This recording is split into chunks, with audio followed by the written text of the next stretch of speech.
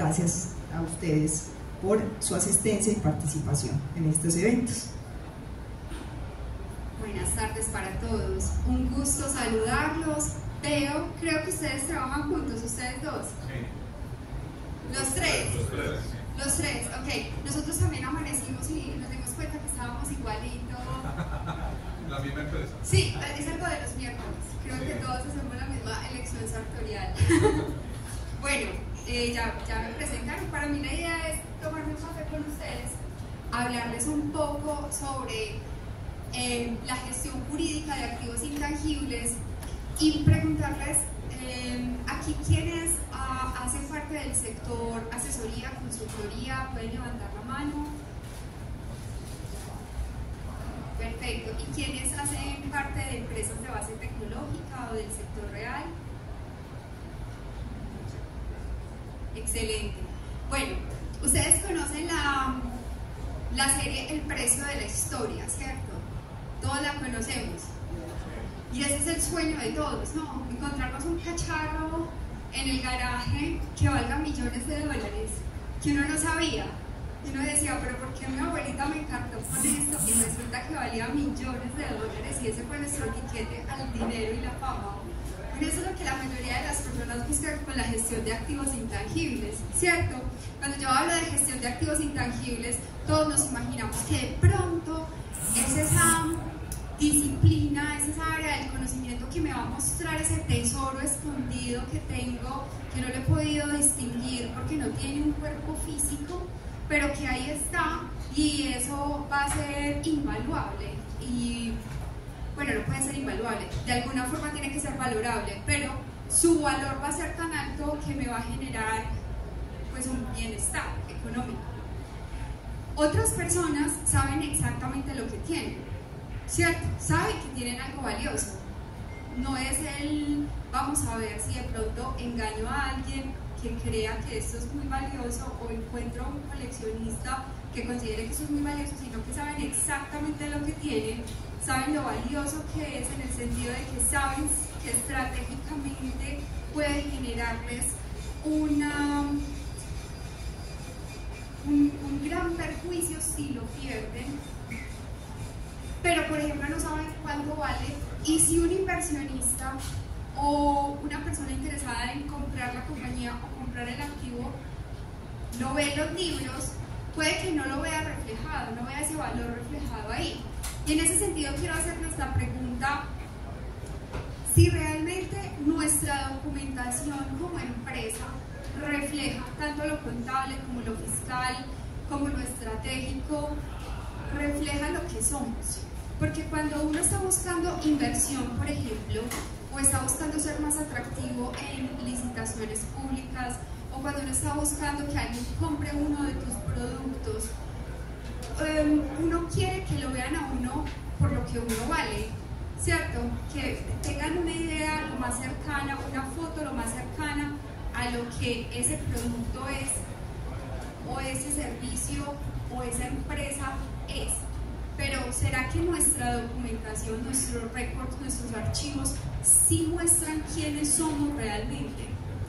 ¿O somos una empresa de base tecnológica que en el papel parece una empresa del sector real porque no tiene ningún intangible ahí reconocido, no hay valorado, no hay integrado en la contabilidad o en las políticas financieras de la empresa ningún elemento que realmente refleje qué somos como empresas o cómo nos diferenciamos de otras que hacen lo mismo?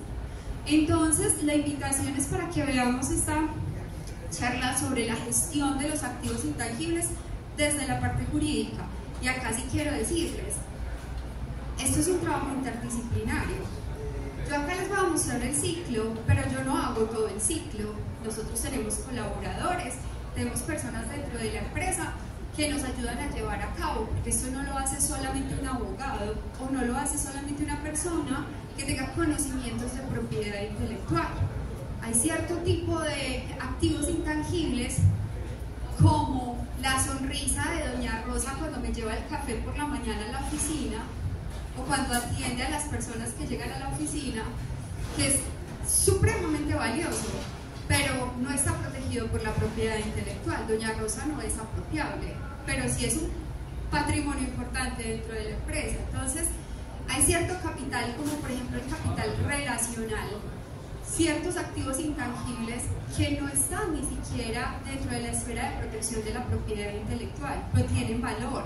Entonces, la idea de esta charla es que veamos el ciclo de la gestión de activos intangibles, que veamos dónde nos integramos los abogados, dónde se integran otras disciplinas y cuáles son los pasos que integran ese ciclo. Bueno, entonces, habiendo hecho esa presentación, vamos a hablar un poco. Bueno, la firma es multilingüe, tiene más de 10 años de experiencia, aunque los socios más viejitos tenemos más añitos.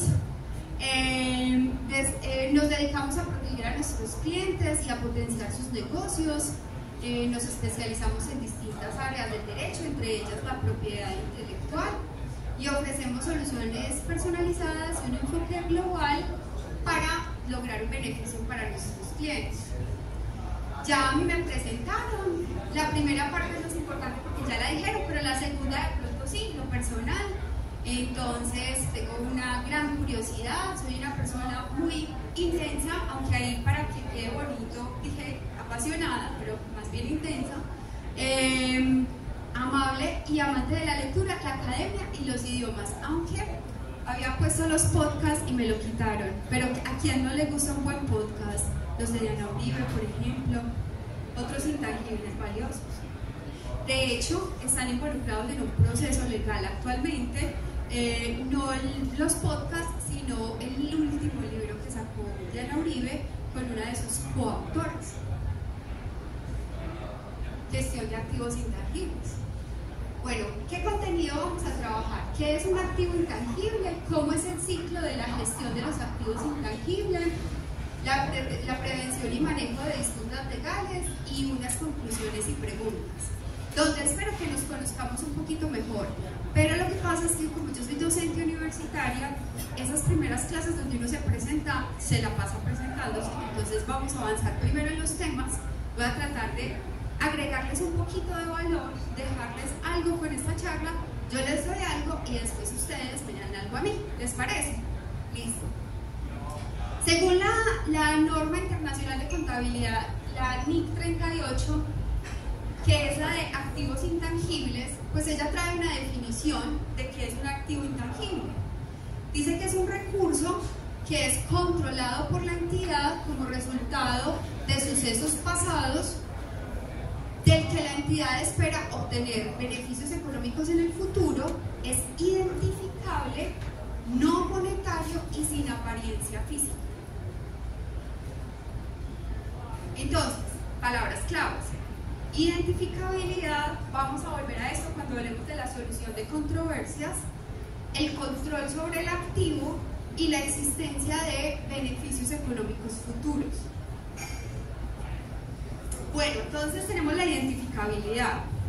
Para el tema de la identificabilidad también vamos a hablar un poquito de las NIC 38, porque hay dos características importantes. La primera es que sea separable.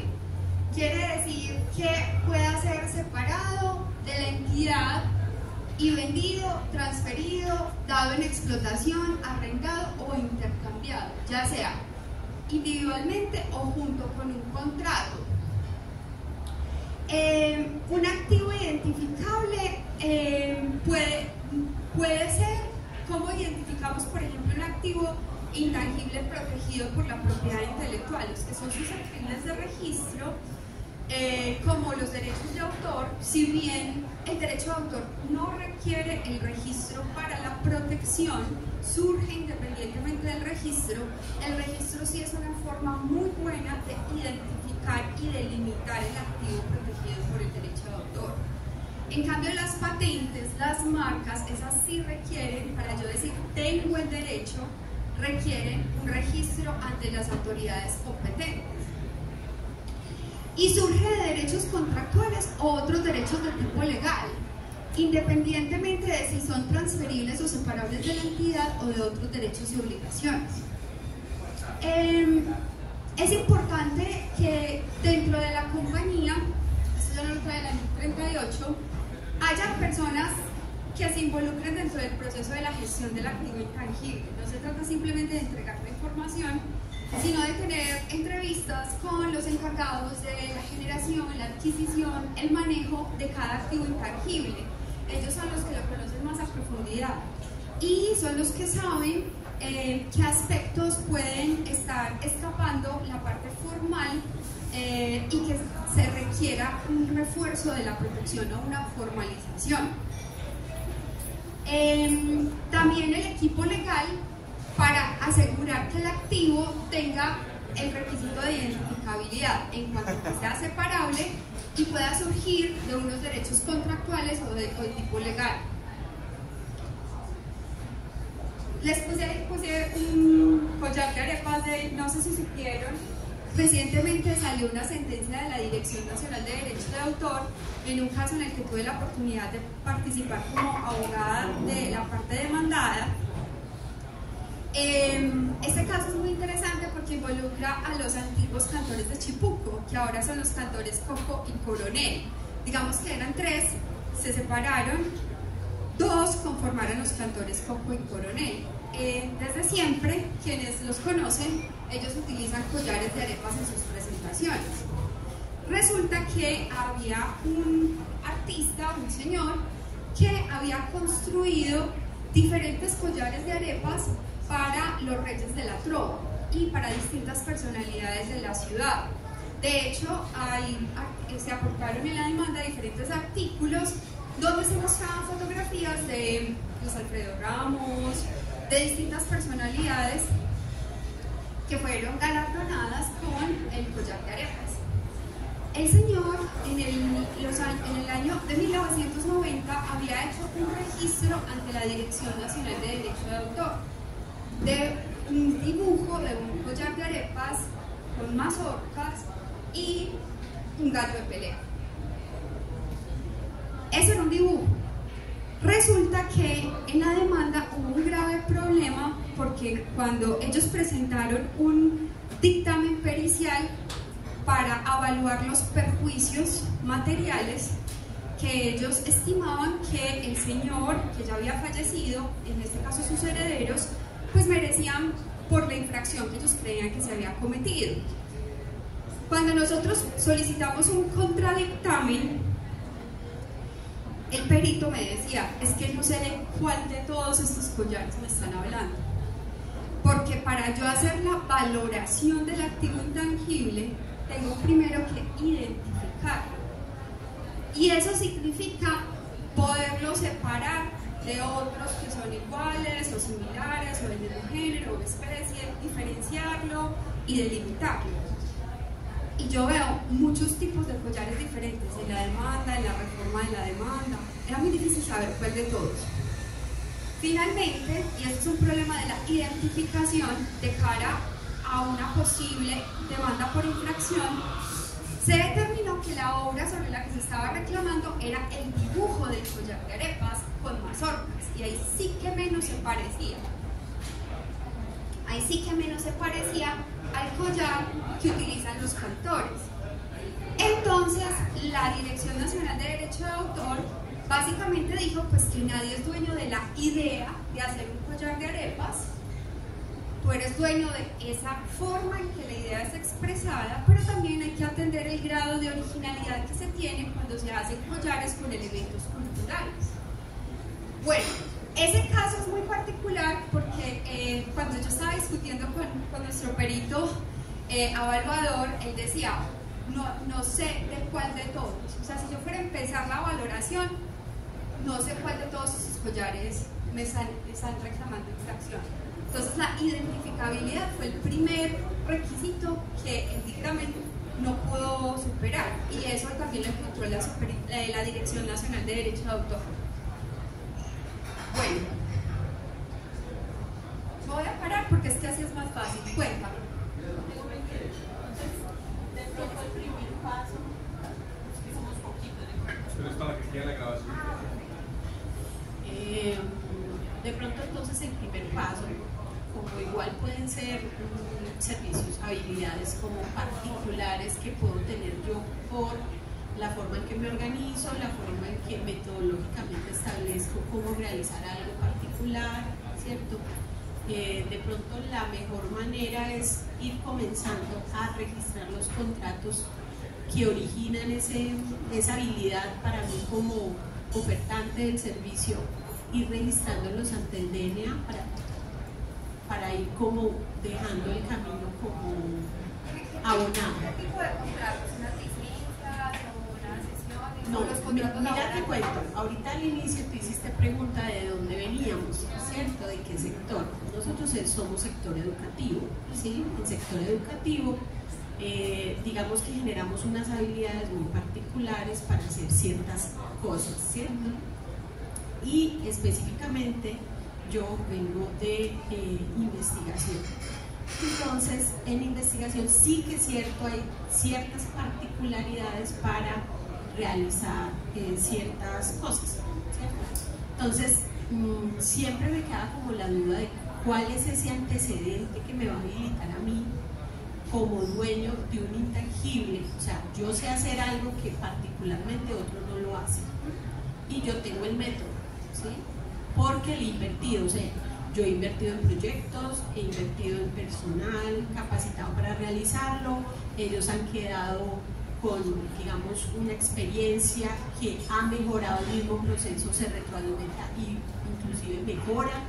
Entonces, para poder hacer esa identificabilidad de manera correcta, yo podría comenzar como a hacer el registro de los contratos de los cuales se deriva ese ejercicio de prestación de servicio, por ejemplo. ¿Cómo es tu nombre? Lina, un gusto. Mira, no te lo recomiendo. Y te voy a decir por qué. Primero que todo, porque las metodologías, el sector educativo pregunta mucho sobre eso. Y el tema de servicio social,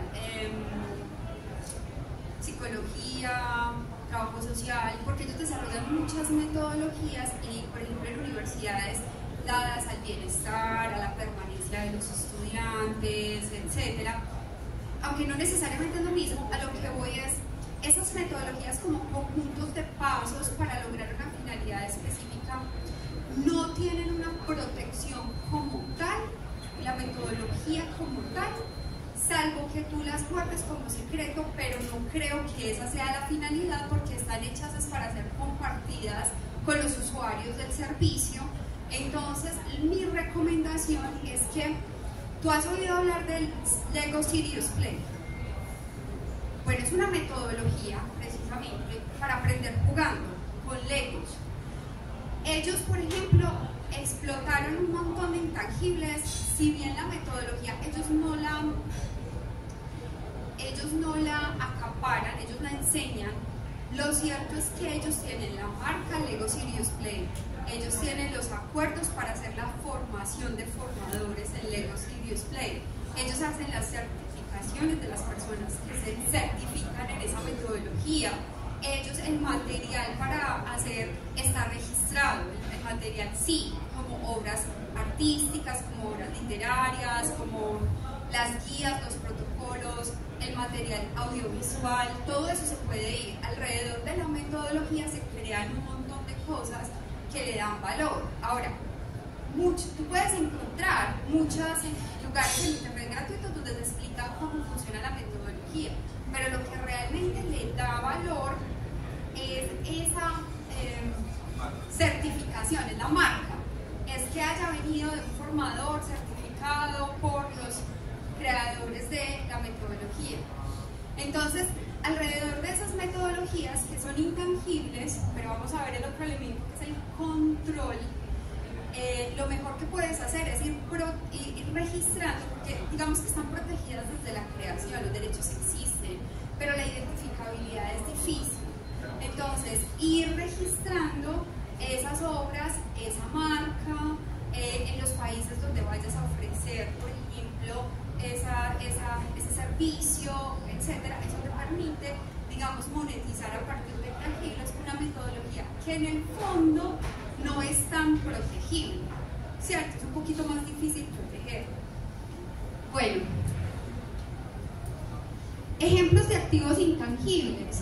Tenemos los protegidos por la propiedad intelectual, tenemos las obras literarias, artísticas, tenemos las marcas, los nombres comerciales, los lemas comerciales, las enseñas comerciales. Tenemos, por ejemplo, las autorizaciones para hacer uso de una denominación de origen. Tenemos, por ejemplo, las marcas, las patentes de invención, las patentes de modelo de utilidad, los diseños industriales, los esquemas de trazado de circuitos integrados, las variedades vegetales. Tenemos, por ejemplo, los secretos empresariales, muy valiosos, una forma de propiedad muy valiosa. Pero también tenemos el capital intelectual. De hecho, hay un profesor que se llama Luis Felipe Jaramillo de los Ríos, de la Universidad de Medellín, que su tesis doctoral fue precisamente cómo aplicar metodologías de evaluación de capital humano en casos de prácticas restrictivas de la competencia, en casos sobre normas de protección del mercado, normas antimonopolio. Tenemos el capital humano, tenemos en el capital humano todas las personas que hemos preparado con esas metodologías, esas formas de hacer las cosas, ese saber hacer, esos cursos, esas certificaciones, todas las universitarias. El estructural, los programas de software, las herramientas que utilizamos para cumplir esas funciones. Y el relacional sí que es importante, y les voy a contar una historia. Imagínense pues que yo estaba haciendo un curso sobre contrainterrogatorio con un montón de penalistas, y yo era la única civilista del lugar, o sea, era el UNAM. Pero eran todos extranjeros, y me dijeron: Isabel, tenemos una misión, necesitamos entrar a Perro Negro. ¿Ustedes saben qué es Perro Negro? Perro Negro es una discoteca de reggaetón muy famosa porque salió en una canción de Bad Bunny, y estábamos en plena época del concierto de Karol G, otra reggaetonera muy famosa en Medellín, y Perro Negro estaba reservado como hasta diciembre. Eso era noviembre, estaba reservado, no, como hasta febrero. Entonces era prácticamente imposible entrar. Entonces yo llegué y puse en el Instagram mi Instagram es privado, y puse como un mensaje en una historia que decía: necesito conseguirme una reserva para Perro Negro para tantas personas para este día. Los que me puedan ayudar, por favor, por mensaje interno. Bueno, ni el dueño del local, nadie que estaba como en posiciones altísimas me pudo colaborar. Y por eso resultó una amiga de la universidad que hasta el sol de hoy yo no me sé su nombre completo. Yo creo que éramos muy amigas, pero no la recuerdo. O sea, perdimos el contacto mucho tiempo. Y me dijo: te lo tengo. Y yo: no, eso es imposible. Pero bueno, listo. Me consiguió la entrada a Perro Negro para 10 personas en mesa. Después de las 11 de la noche, que no guardan reservaciones hasta después de las 11 de la noche, hasta las 10 de la noche las guardan. Llegamos a las 11 de la noche y yo, asustada, esto puede no ser cierto. Y llegué yo con un montón de mexicanos, un peruano, un guatemalteco. Llego yo a Perro Negro a hablar con el de la entrada y le dije: sí, una reserva para 10 personas, está a nombre de tal persona. Y me dijo: listo, entré. Cuando me enteré después que mi amiga de la universidad, de la que yo probablemente perdí el contacto durante muchos años, es amiga de un amigo de la infancia de los socios de la discoteca. Ni el amigo de la infancia sabe por qué era tan importante entrar a Perro Negro. Él solo sabía que los conocía de la infancia y que les podía pedir un favor. Ella es madre de familia, ella no va a discotecas de reggaetón hace mucho tiempo, ni ella sabía por qué era importante entrar a Perro Negro. Pero en honor al capital relacional, pude quedar bien con mis compañeros del curso, extranjeros, y todo eso son las maravillas que hacen las relaciones. Si yo fuera a valorar cuánto cuesta en plena época de Karol G conseguir una reserva en la discoteca más importante de reggaetón de la ciudad, no tendría cómo pagarlo. Por eso el capital relacional es tan importante, pero también tan difícil de valorar, porque le falta un elemento. Si bien yo lo puedo identificar, es difícil de controlar, y ese es el elemento que sí. También tenemos las listas de clientes que pueden considerarse como secretos, derechos por servicios hipotecarios, licencias o permisos de operación, cuotas de importación, franquicias, derechos de comercialización. Es importante hablar del control, porque una entidad controla un activo siempre que pueda obtener los beneficios económicos futuros de los recursos que subyacen del activo. Además, siempre que yo pueda evitar que terceros puedan utilizar ese activo, ¿cierto? Porque eso es lo que me genera un cierto derecho de exclusividad que yo puedo negociar, del que puedo obtener los beneficios económicos. Normalmente se ha entendido que la forma más clásica de tener control sobre un activo es tener un derecho legal sobre él, ¿cierto? Entonces, tener un registro de marca, tener una patente concedida, tener unas obras registradas, tener unos contratos con cláusulas de exclusividad, con cláusulas penales restrictivas si hay incumplimiento, si la persona se quiere salir, si la persona se quiere ir.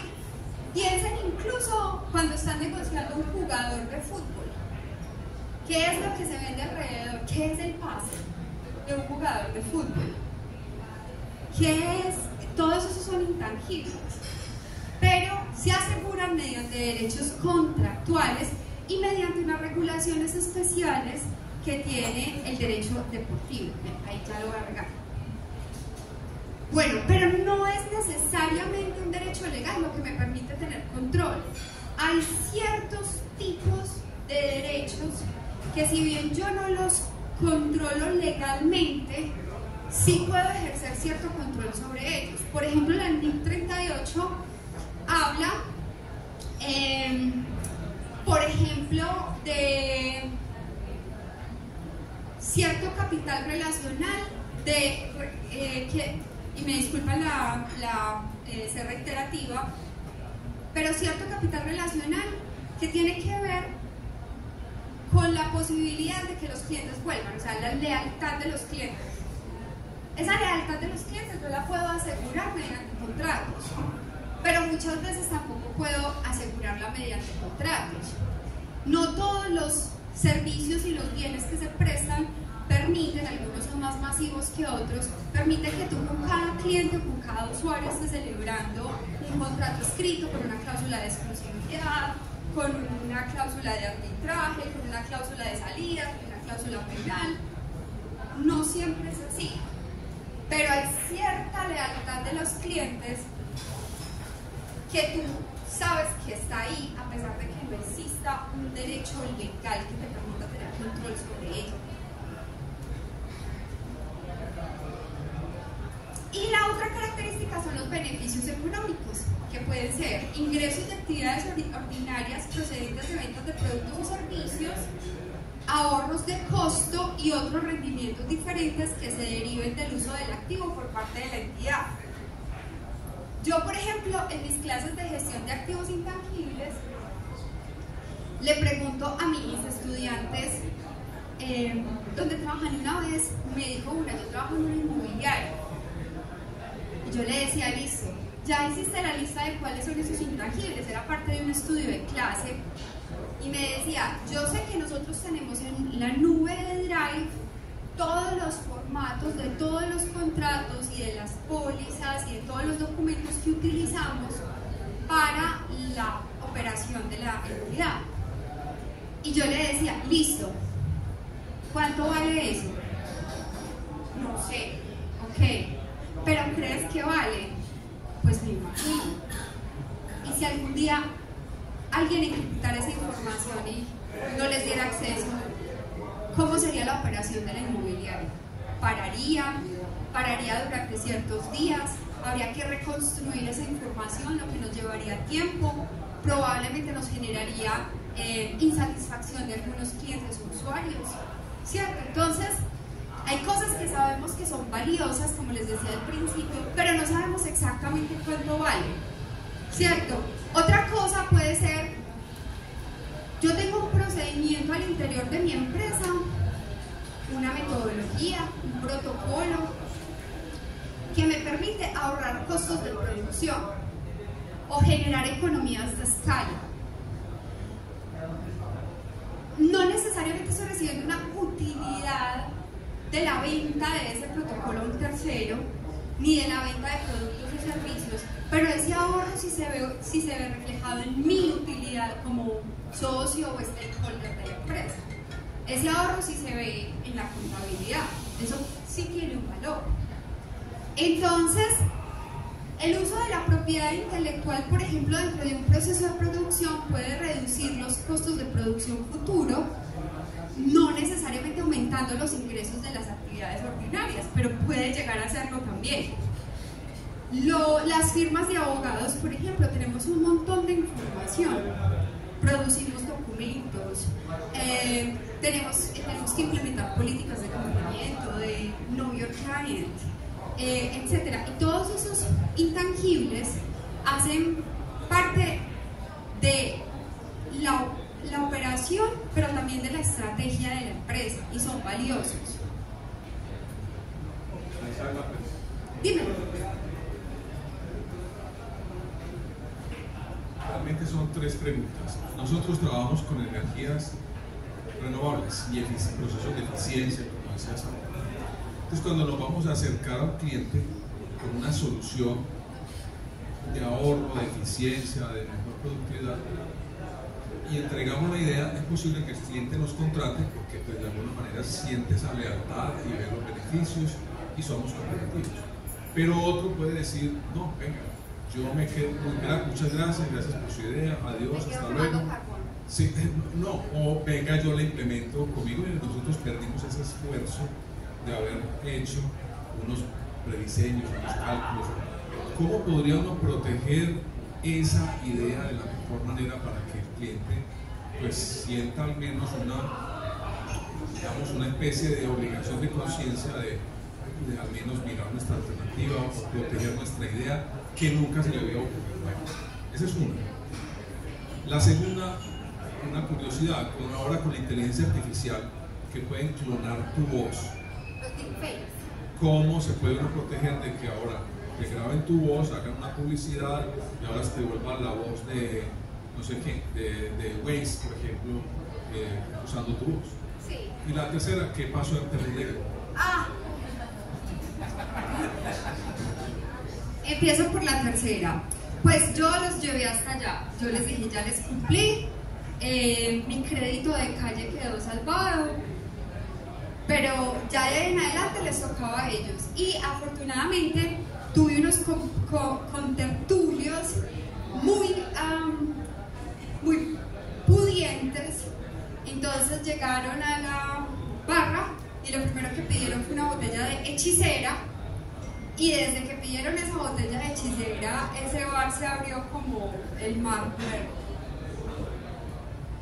el mar rojo, fue el mar rojo. El hecho es que esa vaina, no, pues un mesero nos llevó todo, nos consiguieron una mesa en la entrada, fuera del montón de personas que habían. Entonces, si bien mi crédito de calle nos llevó hasta allá, fue su potencial económico lo que nos mantuvo en Perro Negro pasando delicioso. La pasamos muy bien. Y eso, frente a tu segunda pregunta, que tiene que ver con los deepfakes. Mira, los deepfakes son esas clonaciones de voces que con la inteligencia artificial te ponen a decir cosas que tú no has dicho. Hay riesgos grandes alrededor del uso de esas tecnologías, información.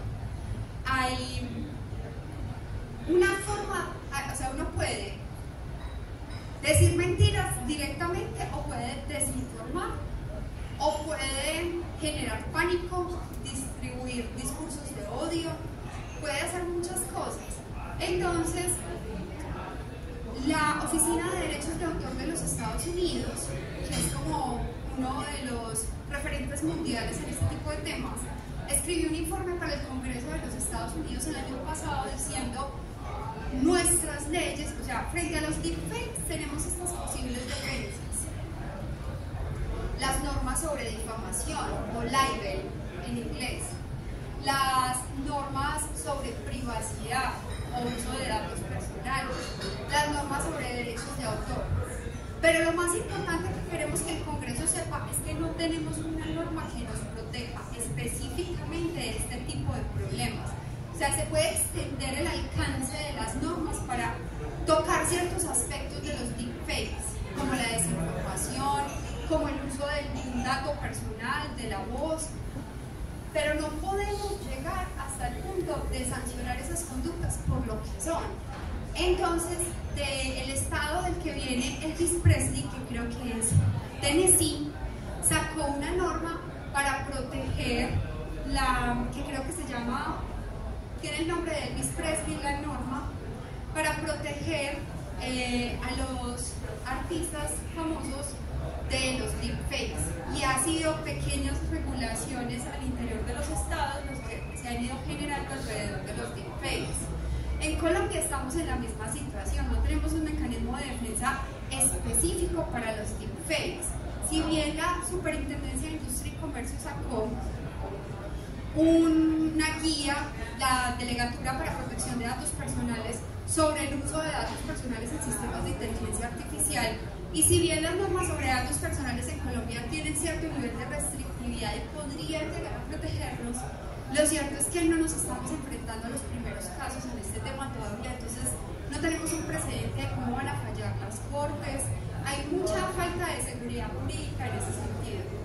Y frente a la primera pregunta, que era sobre cómo proteger todo ese trabajo previo que uno hace para llegarle al cliente, bueno, hay formas.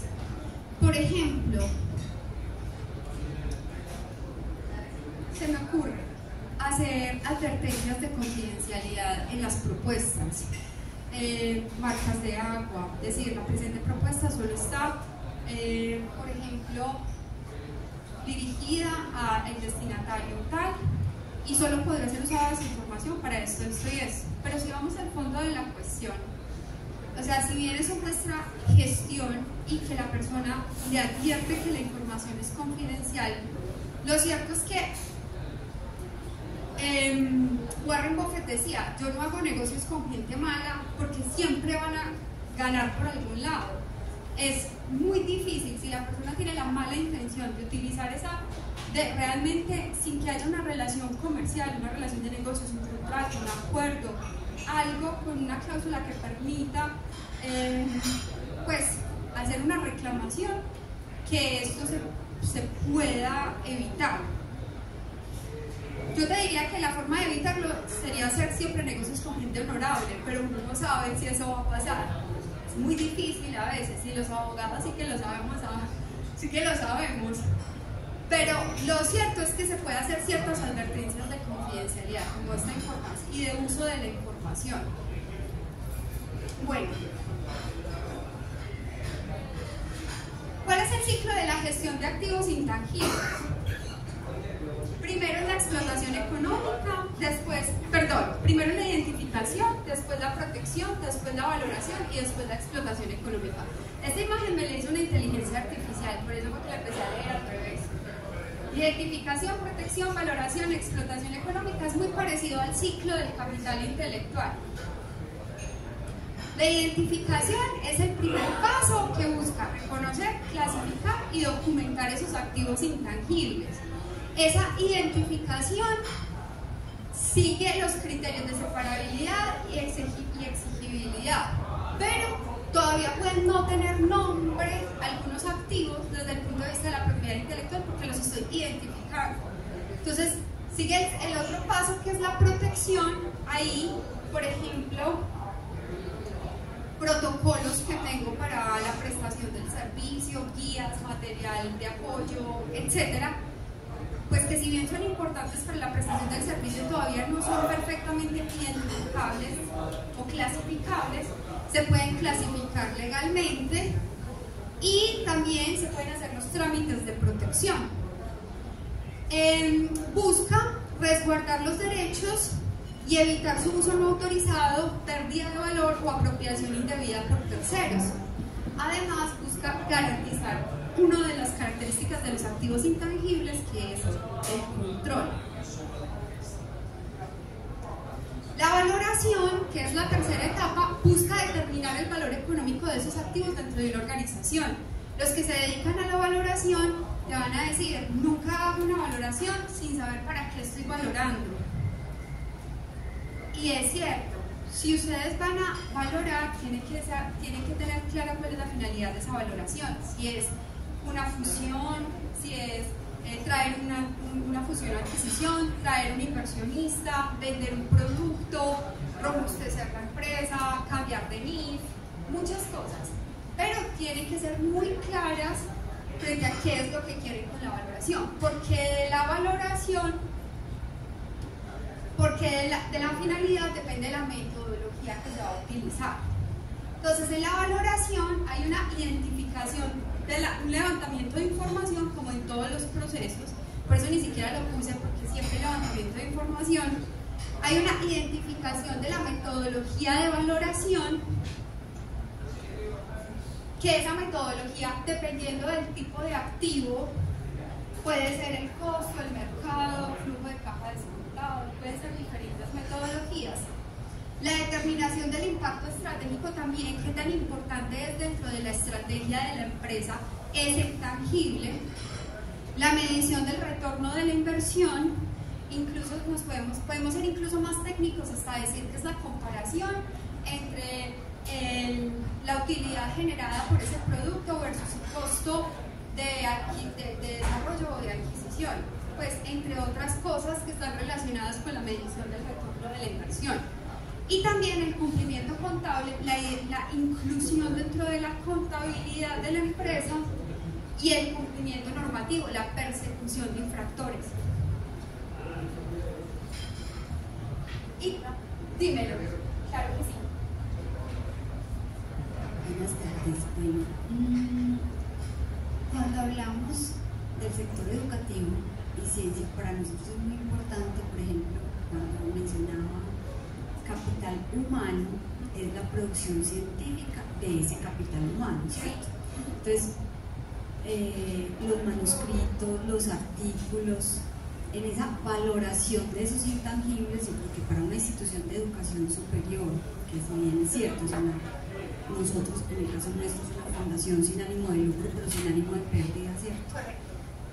Tenemos todo ese capital humano, esos investigadores, esos académicos que están produciendo ese material científico, pero la valoración de esos intangibles, ¿cómo hacerla? O sea, por ejemplo, en nuestra función misional es muy claro que en términos de visibilidad, de reputación, de ranking, es algo muy valioso, pero a la hora de monetizarlo, por decirlo de alguna manera, pues, ¿cómo se hace eso?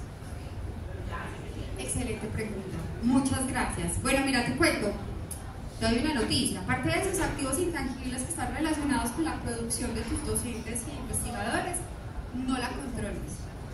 Tú no tienes el derecho legal sobre ellos. Ellos las desarrollaron con horas de descarga que tú le diste, financiación probablemente de MinCiencias, de empresas, etc. Pero el paper se va para una publicación tipo Q1 y lo primero que los ponen a firmar es que, exactamente.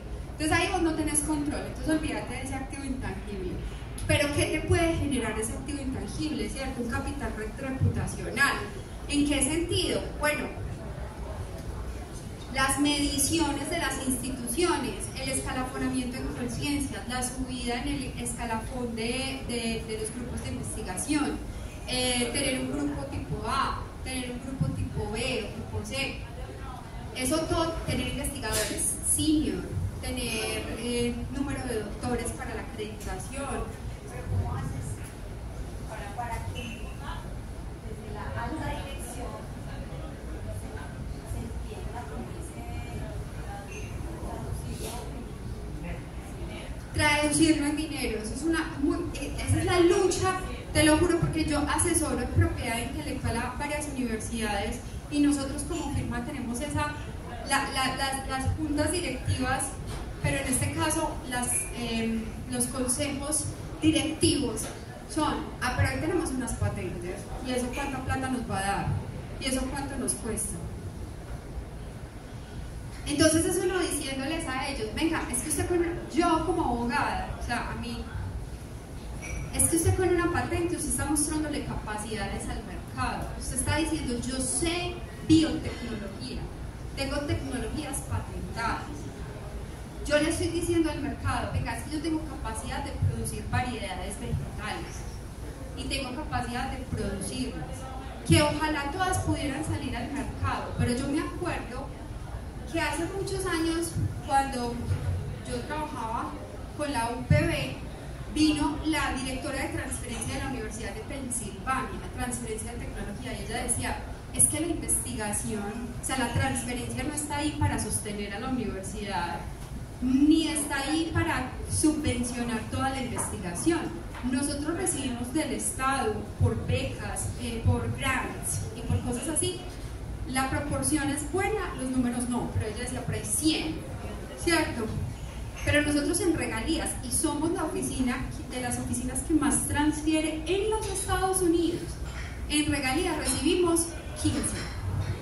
O sea, no están las regalías ahí para pagar por la investigación en la universidad, no están las regalías ahí para pagar lo que el Estado, el sector productivo deben hacer por la investigación. Lo que debe hacer la universidad es mi visión personal y es lo único que te puedo compartir, es mostrarle capacidades al mercado, es acreditarse, es ganar buen nombre para atraer talento en estudiantes, que sean mejores investigadores, que ganen premios, que los grupos de investigación sean galardonados, atraer financiación de organizaciones internacionales como lo que hizo el PCE, como lo que hizo el PCE de Nadia Antioquia con la Fundación Bill and Melinda Gates, con diferentes entidades internacionales. Entonces, yo no le puedo dar un número a un consejo directivo, yo no le puedo decir, esta patente le vale 10 y le va a traer 20 millones, pero no las tenga pues.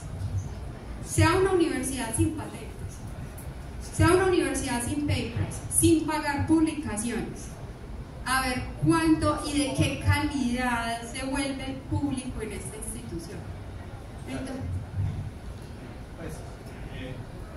para complementar, digamos, lo que dice Isabel, lo está diciendo desde toda su experiencia y background en el mundo académico, pero también yo los invito a que busquen un pensamiento, digamos, más multidimensional al respecto, en el sentido de buscar un acercamiento estratégico al tema y repensar, ¿cierto?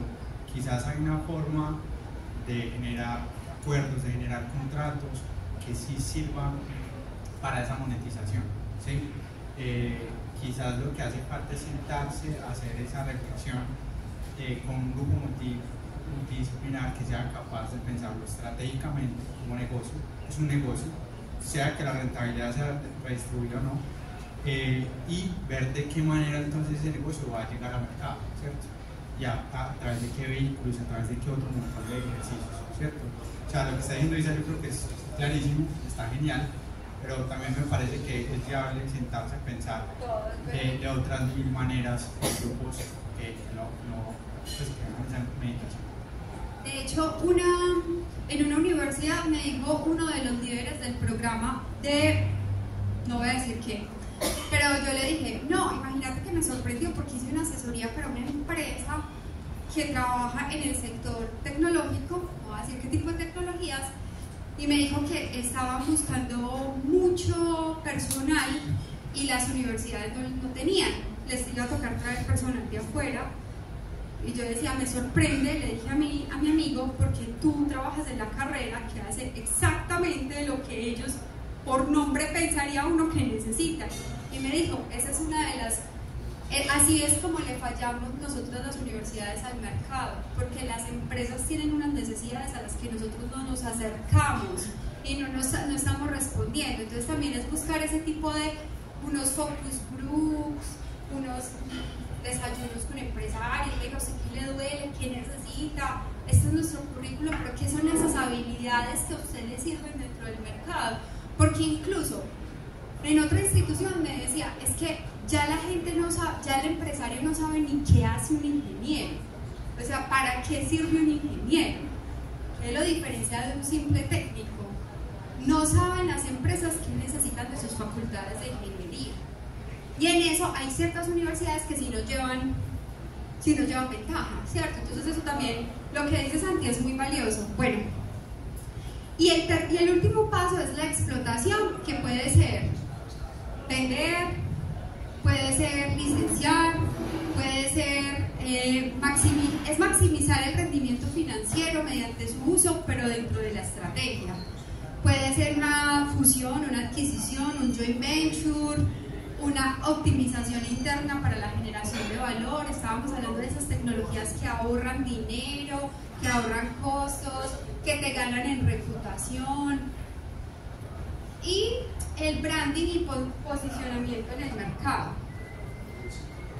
Y para la prevención y manejo de disputas legales tenemos lo que es el monitoreo de infractores, y en el caso de marcas es lo que se llama brand protection.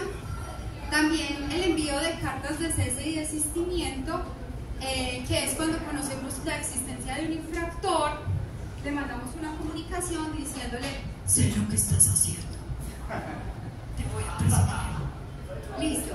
Tenemos los mecanismos alternativos de solución de controversias, como la conciliación, el arbitraje, la amigable composición. Ahí también tenemos el arbitraje y la justicia ordinaria, y la ejecución de laudos y fallos. La gente cree que todo se acaba con una sentencia favorable. No, hay que ejecutarla si el otro no la quiere cumplir directamente. Y ya ese sería como el café que me venía a sentar a tomar con ustedes, y me gustaría que me contaran un poquito más de ustedes, si tienen preguntas. Yo tengo inquietud, y esta va relacionada con los prototipos que se desarrollan dentro de las empresas o instituciones. Existen prototipos que se pueden derivar de actividades académicas, prototipos que se pueden derivar de proyectos de investigación. Me imagino que tienen el permiso. Colaborativos entre grupos, ¿cierto? Y las instituciones pueden tener o no el interés de proteger el prototipo, ¿cierto? De pronto todavía no está tan avanzado, o de pronto necesita una maduración como más profunda, ¿cierto? Entonces, en ese caso, ¿cuál es el camino para que eso no se pierda, a pesar de que pues, ya se ha hecho una inversión, todavía no está el interés de protegerse, pero sigue existiendo dentro de las instituciones o dentro de las empresas? ¿Qué hacer con ese tipo de productos? Claro. Bueno, precisamente por eso es buena la gestión, porque especialmente en el ámbito de las empresas que se dedican a la investigación y el desarrollo, pues son muchos los proyectos que salen, de los cuales, digamos, por ejemplo, en el sector farmacéutico, los números son incorrectos, las proporciones son correctas. De 100, 3 proyectos pegan, pero liberan la plata de todos los otros 100 proyectos. Entonces, muchas veces es una cuestión de asegurarlos por etapas, ¿cierto? Primero, porque los proyectos de investigación muchas veces son de diferentes etapas. Primero se hace la caracterización de un material, después su posible utilización, después se hacen los primeros prototipos, después, pero entonces muchas veces vamos acompañados de distintas entidades. A mí me han tocado proyectos en los que la universidad número 1 va de la mano de la empresa para la caracterización, porque la universidad es la que tiene los laboratorios, entonces pide derechos de propiedad intelectual sobre los resultados.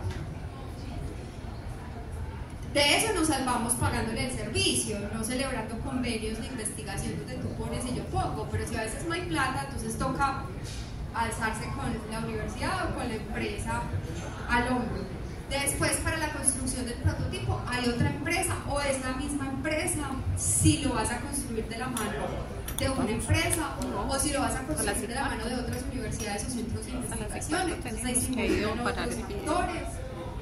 Y es muy importante hacer la debida gestión de quiénes realmente son inventores en cada etapa, porque no todos son inventores. Yo te digo una cosa, yo descubro una nueva forma de papel de aluminio, o yo desarrollo una nueva aleación de un metal, ahí yo soy inventora, ¿cierto? Pero el laboratorio que me está diciendo cuáles son las características de ese material que yo me inventé, no es inventora. Pero todos, va uno a ver las patentes y hay 12 instituciones reclamándolas. Entonces hay que ser muy claros de a quién se le otorgan derechos de propiedad intelectual, a quién se le dan meros créditos en las publicaciones o papers, a quienes se les paga por sus servicios y a quién y con quienes se celebran convenios de investigación que están dentro de la Ley de Ciencia y Tecnología y dentro de los decretos que permiten contratar directamente para ese tipo de actividades, para las entidades públicas, por ejemplo. Entonces, la adecuada gestión de esos proyectos en cada una de sus etapas, para mí es la clave, porque no todo el mundo es inventor. Y en las actas de inicio de los proyectos, dejar claro, este proyecto viene de tal proyecto. Son autores o inventores, son colaboradores con derecho a crédito en los papers o en las publicaciones, tales. Muchas veces ni siquiera el investigador principal es inventor. Es que casi nunca. Sí, muchas veces son los otros, los más jóvenes, que están más hambrientos. El investigador principal muchas veces ya está más cómodo porque tiene tenure en algunas universidades o ya es docente de carrera en las instituciones públicas y son los que llegan, o sea, siempre son los ocasionales los que van y los otros, los que vienen por los asistentes de investigación, los que van empujando ese tipo de investigación. Entonces eso también es importante de gestionar. Yo tengo una pregunta. Resulta que yo pertenezco al sector real, el tema de la construcción. Sí. Yo fabrico unos productos que van ligados a la construcción. Resulta que yo cometí un error y es que desarrollé un producto y le puse un nombre a ese producto, como una marca, digamos, ese producto. Y resulta que lo desarrollé, lo lancé al mercado, aceptación, ya la palabra la gente la dice, la habla, eso se volvió un nombre genérico, la gente la habla. Y yo dije, no, yo tengo que, pues tengo 3 marcas registradas, voy a registrar este nombre. Y yo, sorpresa, no me lo registraron porque ya estaba. Pero en la clasificación de la construcción, pero la empresa que la tiene, nada que ver con lo que yo hago. Pues, o sea, pertenece a la construcción, pero nada que ver. Pero ya cometí el error. O sea, entonces, consulto con un abogado que hace, digamos, lo que tú haces, y entonces, sí, lo voy a decir con todo respeto. Pues lo primero que el abogado le dice a uno es como hacerle la advertencia y asustarlo, o sea, pues como, y mira, acá está mi cotización, o sea, te puede pasar algo, pero acá está la cotización. Entonces yo, espera un momentico, es que yo no estoy obrando de mala fe frente a esa situación. Entonces la pregunta es, en ese tema de manejo de marcas, digamos que están dentro de la misma familia que es construcción, pero una es una ferretería y otra es un desarrollador de proyectos de construcción, ¿cómo evolucionan esos casos en Colombia? ¿Qué tan, o sea, hasta qué punto debería yo diluir esa palabra y olvidarme de eso? ¿O hasta qué punto yo no estoy generándole mal a esa empresa? ¿O cómo avanza eso en Colombia? ¿Cómo estamos en ese tema? Bueno, varios casos se han presentado. Lo cierto es que si eso se volvió el nombre, digamos, genérico del producto, como lo que le pasó a Icopor, a Kleenex, a Colgate, ¿cierto? Que se volvió la forma como se denomina ese género de productos, ¿cierto? Entonces, para los países, por ejemplo, el Colgate no es la marca Colgate, es cualquier cosa que uno utilice para lavarse los dientes. Puede que en otras partes tengan otros nombres, pero en esta zona se volvió el nombre genérico. Kleenex es cualquier pañuelito. Entonces, que una marca se vuelva genérica realmente es una tragedia para el empresario porque pierde el derecho. Esa es una de las causales de cancelación del registro marcario. Si tú puedes incluso, si logras demostrar que ese es el nombre genérico del producto, tú puedes buscar la cancelación de ese registro marcario porque se volvió el nombre genérico por vulgarización, ¿cierto? Esa es una acción que no es tan costosa como incluso demandarlo y es un daño grande porque es la pérdida de ese derecho. Otra cosa es revisar ambos registros, el que tú quieres hacer y el que ya está, para determinar si se puede buscar una diferenciación, a pesar de que es la misma clase, la 37 o la 39, si mal no recuerdo, buscar una diferenciación dentro de la misma clase y decir que no hay relación de curiosidad y volver a buscar un registro por tu parte. Eso también podría ser parte de la gestión en cuanto a la marca. Porque hay veces, a mí me ha pasado que los productos están tan diferenciados, así sean de la misma clase, que no hay conexidad de mercados. Entonces pueden ser registrables, así estén en la misma clase. Entonces, todas estas son cosas que tú puedes hacer. Y otra cosa sería, pues, buscar darle al producto otra presentación, hacerle un rebranding. Y ya así con una marca registrada. ¿Cómo es que dicen en el sector de la construcción? Repackage, reconfigure, repackage, rebrand. Vuelva a configurar, vuelva a reempacar y póngale otro nombre y sáquelo otra vez. Cada cierto tiempo. Esa también puede ser una estrategia. Eso es legal, pero también de la parte de mercadeo. También hay formas que se pueden buscar. Bueno, yo creo que hemos terminado esta agradable. ¿Tú vas a decir algo? Lo que pasa es que ya me dijeron que ya terminamos. Okay. No, una pregunta. En las empresas ahora están haciendo muchos desarrollos utilizando herramientas low code, tipo Power Apps, Power Automate, inclusive Power BI. Se están construyendo muchas herramientas, ayudas, automatizaciones de procesos. ¿Ese tipo de desarrollo se puede proteger? Depende. Primero que todo, no sé por qué me estás haciendo él es mi esposo. Él me puede preguntar en la casa, pero bueno. Es que en la casa le responden a uno muy malo. Más allá de eso, creo que depende. Hay una reciente sentencia de la Corte, no reciente, de hace como 3 años, de la Corte Suprema de Justicia, donde hizo un análisis del software y qué aspectos son realmente protegibles por el derecho de autor. Además de eso, se ha estudiado protección del software en cuanto a temas de secreto empresarial. También se ha hablado de la protección del software como patente, en lo que se conoce como invenciones implementadas por ordenador. La sabiduría común es que en Colombia el software no se puede proteger como patente, pero lo cierto es que se han relajado las legislaciones y si tiene una configuración el software, así sea que integre elementos de distintas plataformas que ya existen, pero esa configuración es nueva, tiene altura inventiva o nivel inventivo, altura inventiva de los españoles con los que yo estudié, y aplicación industrial, y ese software produce un efecto en la materia, ¿cierto? Un efecto que supera lo que el software normalmente hace. Podría buscarse una protección mediante patente de invenciones implementadas por ordenador. Entonces, yo diría que depende de cada caso en particular. Muchas gracias a todos ustedes.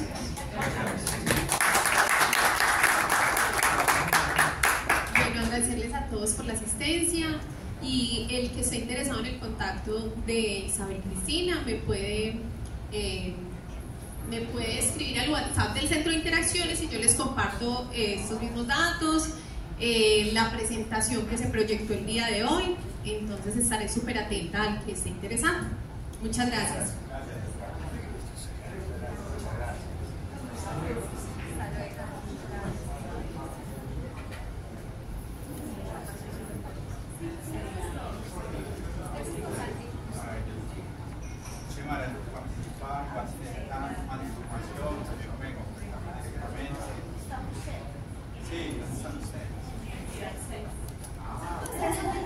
Muchísimas gracias. Sí, cualquier cosa estaré atenta.